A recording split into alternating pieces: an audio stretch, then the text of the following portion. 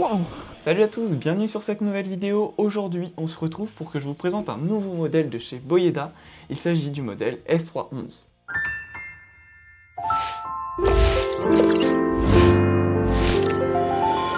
J'ai déjà auparavant présenté la Boyeda X7 Pro qui se situait plutôt dans un budget milieu de gamme. Et là, on est plutôt sur un gros budget, aux alentours de 1000 €. Je remercie mon partenaire Geekbuying de m'avoir envoyé cette belle machine. Donc vous retrouvez tous les codes promo ainsi que le prix dans la description. Vous avez mon code promo qui s'affiche juste ici pour ce modèle. Si vous souhaitez acquérir cette trottinette, n'hésitez pas à aller dans la description et cliquer sur le lien. Moi, ça me permet d'être soutenu. Et en plus, vous, avec le code promo, vous pouvez avoir la trottinette moins chère. Allez, trêve de blabla, maintenant on passe au sujet de la vidéo, la S311. Donc comme d'habitude, on va faire une présentation des caractéristiques techniques de la trottinette en détail, suite à quoi nous allons faire un test en extérieur pour pouvoir voir si cette trottinette vaut le coup et si la puissance est au rendez-vous.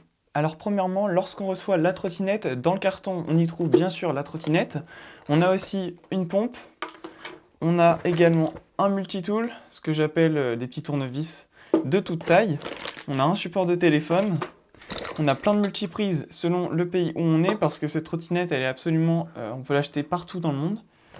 On a également les manuels d'utilisation ainsi que la présentation des caractéristiques de la trottinette. Et tout ça dans la sacoche que vous pouvez accrocher sur la potence. Alors on a bien évidemment aussi deux chargeurs en 60 volts ventilés et qui sont à de 5 ampères chacun, ce qui fait que vous pouvez charger jusqu'à 10 ampères la trottinette.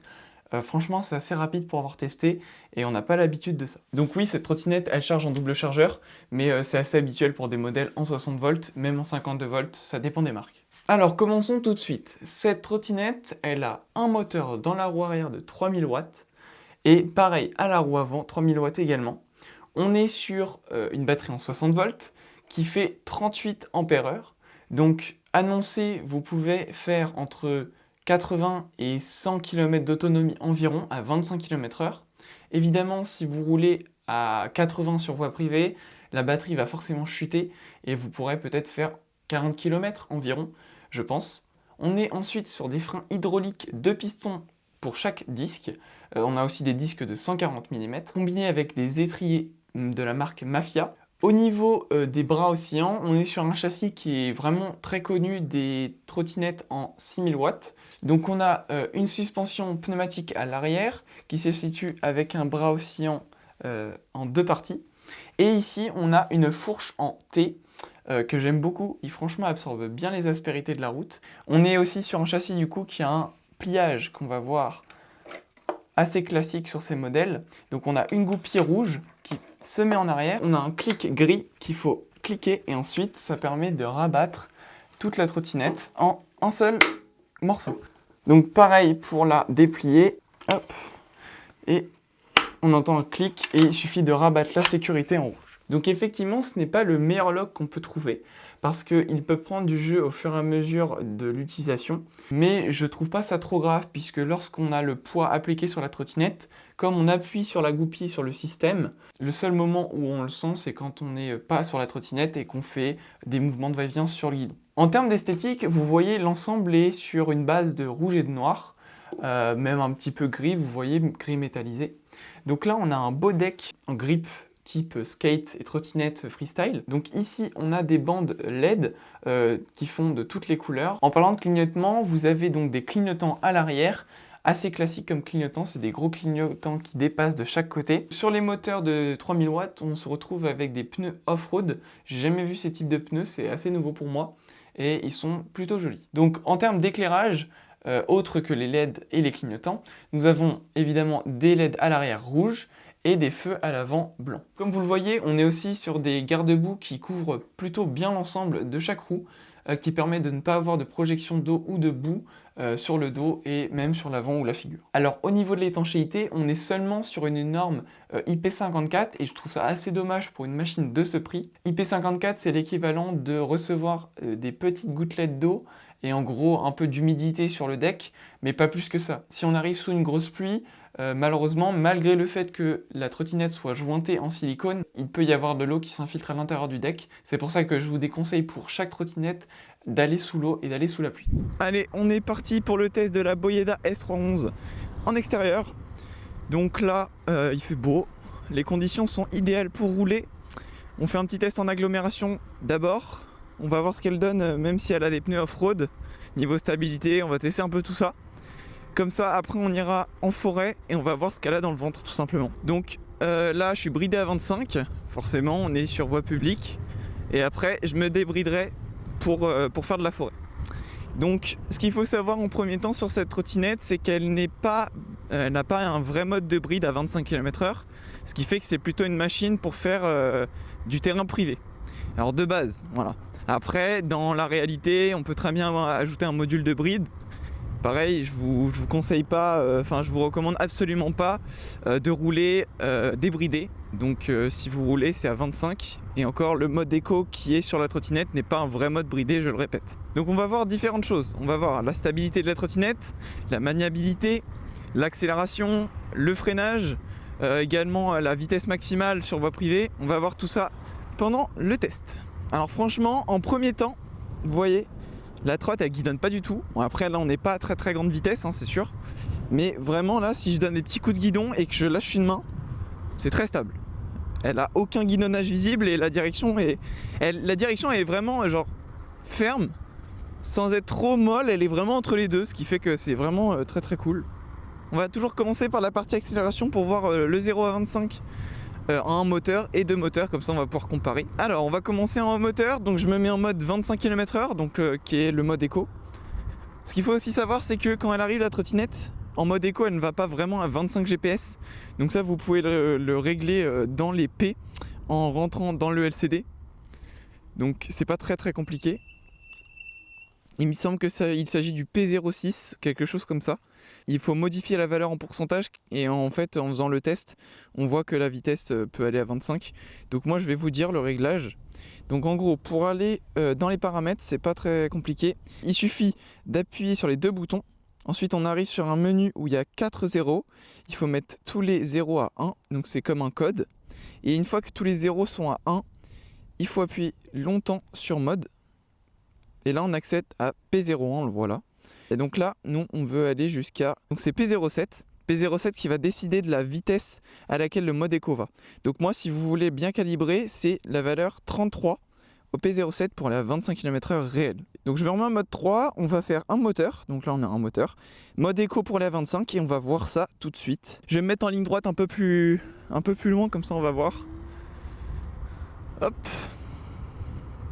Voilà. Là on est sur une bonne ligne droite, comme ça on va pouvoir tester. Alors les freins font un petit peu de bruit, c'est parce qu'ils sont pas encore très usés, ils sont pas très rodés. Donc c'est normal. Ok, c'est parti, on est en moteur. 3, 2, 1, top. Ça y est, on est à 25. Donc là c'est un vrai bridage par vitesse, c'est ça qui est cool, c'est qu'elle garde la puissance. Ok, maintenant on va faire en double moteur. Donc là ça va être vachement plus violent, c'est sûr. Double moteur, 3, 2, 1. Voilà, on est arrivé à 25, donc pareil, ça prend quelques secondes, donc c'est très rapide. Maintenant on va s'occuper du freinage, donc on a vu auparavant que c'était des freins hydrauliques, Mafia. Donc normalement ça freine très bien, on va tester ça, je vais mettre bien en arrière. 3, 2, 1. C'est ultra efficace. Là j'ai mis vraiment quelques mètres, regardez. 1, 2, à peu près 2 mètres. C'est ultra efficace. Là vous pouvez rien dire sur ces freins, c'est ultra efficace, ça a du mordant. J'ai parlé de la maniabilité, j'ai parlé des freins, j'ai parlé de l'accélération. Donc là on n'a pas vu débrider ce que ça donne, mais je peux vous dire qu'elle a vraiment beaucoup de réserve. On sent qu'elle veut aller beaucoup plus loin que ce qu'elle fait là. C'est que le mode bridé encore une fois. On va aller direct en off-road et j'ai hâte de voir ce que ça donne. Donc j'allume les feux, les petites LED sur les côtés qu'on voit là normalement. Alors on va se débrider, donc là il suffit juste d'appuyer sur le mode éco, je vous l'ai dit hein. Et on va se remettre en moteur parce que là ça va être très puissant. Ouais, elle a vraiment de l'accel déjà en moteur. C'est vraiment puissant. C'est pas une trotte à mettre entre toutes les mains. Là niveau suspension ça amortit bien, on sent quand même les vibrations hein. Mais les plus grosses aspérités elle les amortit bien. Ça reste un châssis assez cheap après pour le prix hein. C'est normal hein, toutes les trottes dans ce prix là avec ce châssis, c'est pas ce qu'il y a de mieux en termes d'amortissement. Mais on va pas se plaindre non plus quoi. Waouh! Waouh! Ah ouais. Ok! Oh, l'accélération de fou. Oh, wow. Ah, c'est vraiment impressionnant. Oh, oh, c'est d'une violence. Oh, c'est impressionnant. Elle a du mordant, elle a de l'accroche grâce à ses pneus. Alors là, je peux vous dire que si on était en pneus route, c'était mort d'avance. Je vais me remettre un moteur pour pas trop consommer. Après, je vous rappelle, la batterie elle a 38 ampères. Là, il y a largement de quoi faire en autonomie. Ça claque un peu l'amortisseur arrière, je le sens. C'est pas très agréable. Les gars, si jamais vous achetez cette trottinette, soyez très prudents. Elle a vraiment beaucoup de puissance. C'est vraiment la trottinette qui a le plus de puissance pour ce prix-là. Donc là, on est en un moteur. On est déjà à 20 km/h très facilement. On sent qu'elle a aucun mal, elle broute pas. Elle dit rien du tout, quoi. On a l'impression même d'être en double moteur avec une petite trottinette en 52 volts. La suspension arrière, elle mériterait d'être un petit peu plus ramollie parce que c'est vrai qu'elle vibre beaucoup. Après, ça se sent pas quand on est sur route, évidemment. Allez, double moteur. Waouh, elle burn tellement. Regardez-moi ça. 30 km/h. Allez, continue l'accélération. 40. Waouh, c'est abusé. 50 km/h en côte. Et je peux vous dire que c'est l'équivalent d'un col. Waouh, c'est fou. C'est juste incroyable. Allez, on va faire demi-tour et on va tester en un moteur et en double moteur. En un moteur, je sais pas si elle va réussir à la prendre parce que il faut de l'accroche. Et c'est surtout ça qui va nous manquer, je pense. Par contre, en double moteur, elle devrait la détruire, je pense, la côte. On va essayer, c'est parti. Top. Ça glisse beaucoup. Ok, un moteur. Ah non, c'est bien ce que je pensais. Oula. On va réessayer en double du coup. Et là, ça va être incroyable, je pense. Wow. Allez, on va faire le test GPS maintenant. Donc, on va mettre double moteur. Ou on va faire d'abord un moteur. On va voir ce qu'elle a. Donc, on est débridé. Hein. Allez, c'est parti. 25, 30, 40. Ok, 50. 60. Donc là, on prend déjà facile 60 en moteur. Vous allez voir, en fait, c'est surtout en ayant double moteur qu'on va prendre de la vitesse. Allez, maintenant, on va essayer en double moteur. C'est parti. Tout à fond. Ok, 40, 50, 60, 70, 80. J'ai perdu 3 volts. Ça va pour les accélérations que j'ai faites, franchement. Allez, on va reprendre. On va essayer d'avoir un peu plus de 80.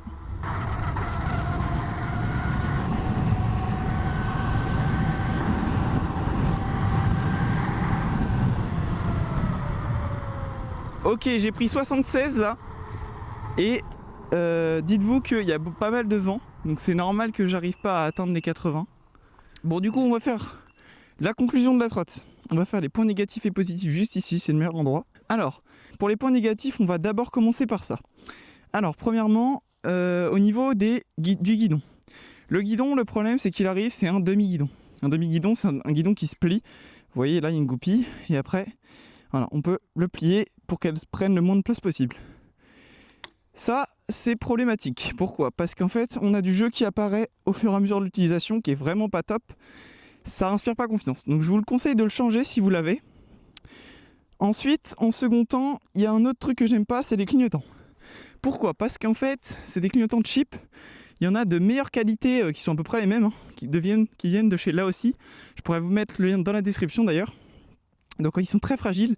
Là, si je tire un peu, vous voyez, ils se déboîtent très simplement. Enfin bref, ils peuvent se casser si vous mettez le pied, que vous faites pas attention comme moi là.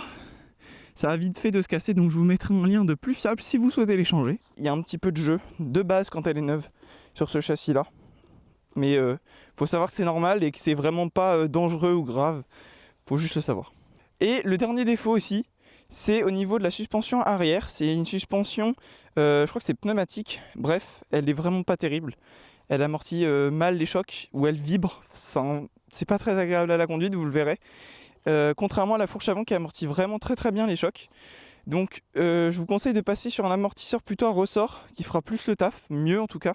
Maintenant pour passer sur les points positifs, il y en a vraiment pas mal. Alors vous l'avez vu hein, pendant le test, elle est très coupleuse cette trotte, très puissante. Donc au niveau des côtes, si vous avez des côtes à prendre, vous voulez de l'autonomie, etc., c'est vraiment la bonne machine parce qu'on a vraiment de la place sur le deck, c'est très gros.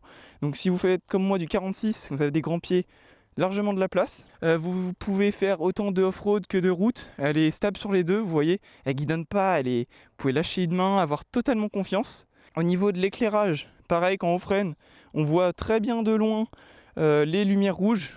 Elle est visible, même sur les côtés en termes de latéral. En fait, elle a des LED, là je vous montre. Voilà. Et elle permet d'être vraiment bien repérée. Les freins qui sont tout simplement géniaux, hein. Je crois que c'est le plus gros atout de la trottinette en plus de sa puissance, c'est que ça freine extrêmement bien. Alors, certes avec un petit peu de bruit, mais ça c'est vraiment un problème juste de plaquette. Elle n'a pas de cran au niveau de la direction, donc vous pouvez vraiment le mettre la hauteur que vous voulez et vous serrez bien et ça bouge pas du tout. Bon bah j'espère que je vous ai convaincu. En tout cas moi cette trottinette, avec tous les petits défauts que je vous ai cités, elle est largement améliorable. Donc ça peut devenir une trottinette vraiment très agréable, très, très sympa. Moi franchement je vous la recommande. Moi j'ai pas peur de le dire, je la trouve très sympa cette trottinette. Autant que la Locknet T107, ce genre de trottinette. Moi j'aime beaucoup, surtout le prix, hein, est très attractif. À peu près 1000 €. Vous retrouvez, comme je vous l'ai déjà dit au début de la vidéo, tous les liens que je vous ai dit, donc les clignotants, la trottinette. Avec mon code promo qui s'affiche dans la description, vous avez tout ce qu'il vous faut. Et puis sur ce, j'espère que la vidéo vous a plu. N'hésitez pas à partager, à liker, à mettre un petit commentaire pour savoir ce que vous en pensez et si vous envisagez de l'acheter. Et du coup, on se retrouve dans une prochaine vidéo.